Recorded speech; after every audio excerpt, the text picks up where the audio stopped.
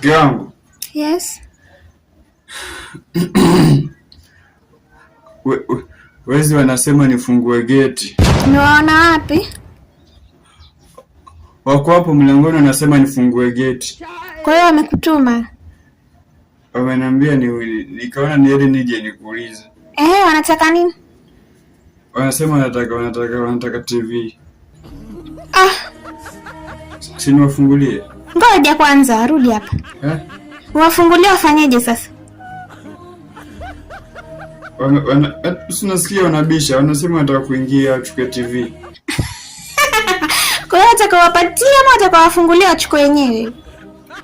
Mimi na roho ya uchoyo mimi. Sina roho ya kuchukua kaangalia fadha nirudishia. Ama niambia kuje baadaye. Mpita huku ukae. Mke wangu jamani. Rudi huku uketi. Mbona roho mbaya wewe? Acha niwaambie waingie. Rudi huku.